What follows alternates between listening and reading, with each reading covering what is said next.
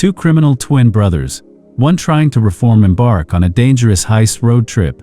Facing legal troubles, gunfights, and family drama, they must reconcile their differences before their mission leads to self-destruction.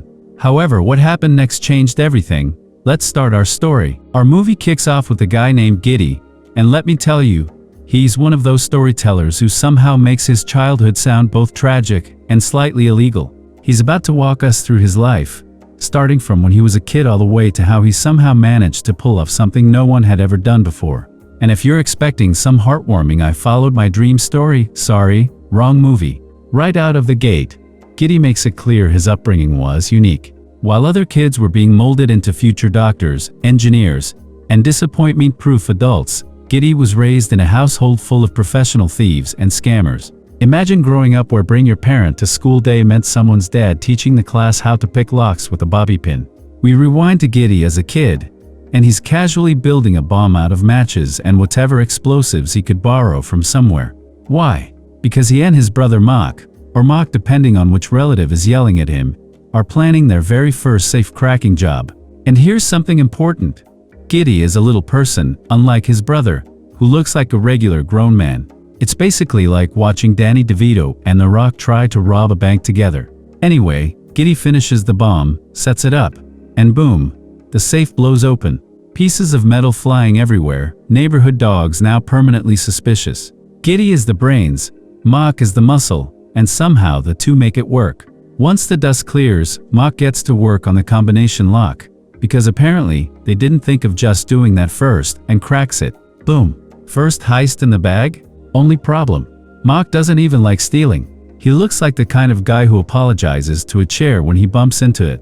But Giddy, oh, he's living for this. His eyes are sparkling like a kid on Christmas morning, except the presents are unmarked bills. The family doesn't believe them until they see the cash, and that's when a car pulls up. It's Mom with her boyfriend Glenn. And guess what? It's Thanksgiving. But instead of bringing a turkey, Mom brings Glenn with a bullet hole in his leg. Happy holidays. Before Giddy can even ask if this counts as dressing the turkey, police sirens are closing in. Mom panics, grabs Glenn, and tells the boys she has to run. Giddy and Mock beg her to take them, but she refuses. Not because she's noble, but because she says she doesn't want to use them like tools. Which is ironic, because leaving your kids alone during a police chase is kind of using them as decoys. She makes them promise to take care of each other, says goodbye, and vanishes. Glenn, in a move straight out of a bad prison movie, swallows the stolen jewels to hide them. These aren't just any jewels, these are retire on a private island jewels. News spreads $4 million in jewelry gone. Giddy and Mock's faces are everywhere, with a reward for turning them in. Which is exactly how you make sure every neighbor suddenly starts finding reasons to visit. Time skip. 25 years later. Mom and Glenn, still missing. Jewels, still missing. Giddy and Mock, still robbing stuff, which is basically their version of working from home. Now they're sitting in a car, wearing disguises, prepping for another heist. Mock has had it. He's out. He's done. He says this is the last straw.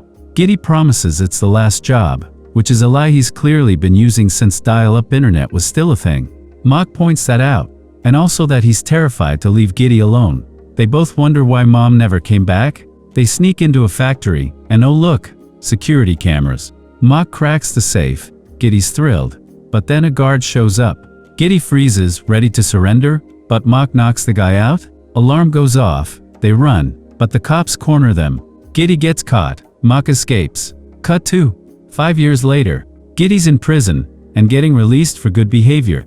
Yeah, sure. Apparently, good behavior now includes forging your own release paperwork and slipping it into a judge's pile. The plan works. The guard Farvel handles the paperwork, and Giddy pretends he's all about turning his life around. Plot twist. Farvel's in on it. He helped get Giddy out, but only if Giddy cuts him in on the next big job. Specifically, the jewels? He even gives Giddy a burner phone to keep in touch. Nothing says trustworthy business partner like someone who threatens to ruin your life if you don't text back fast enough. Meanwhile, Mock is living straight. Steady job, sweet wife, baby on the way. Things are actually going well, until his boss fires him because the labor department found out about his record, which is definitely not the kind of surprise you want before a gender reveal party.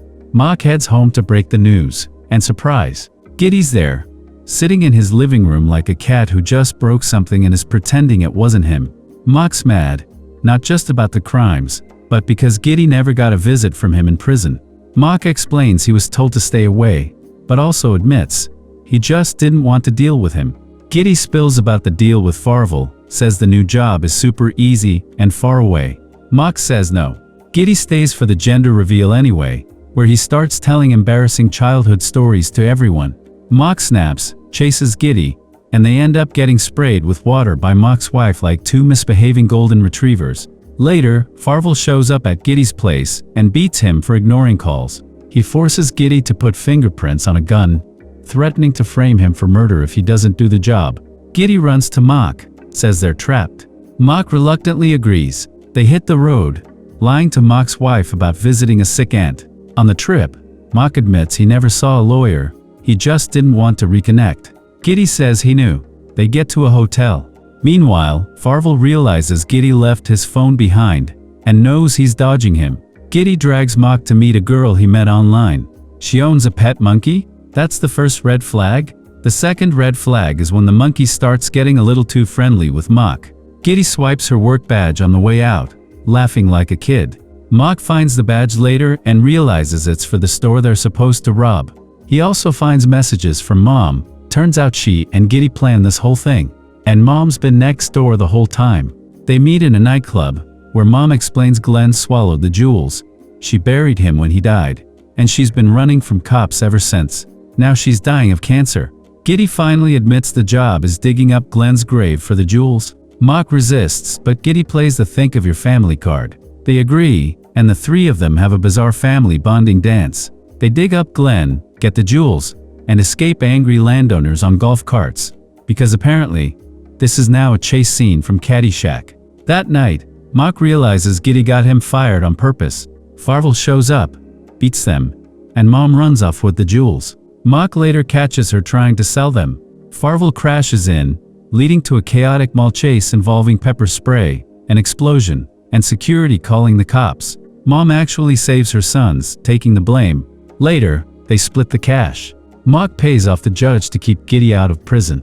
Giddy puts his share into a savings account for Mock's daughter, Blueberry. A year later, they visit Mom in prison for Thanksgiving. She slips Giddy 3 hidden jewels while holding the baby, and for once, everyone's smiling. That's all for this movie. Like, comment, share, and subscribe for more videos.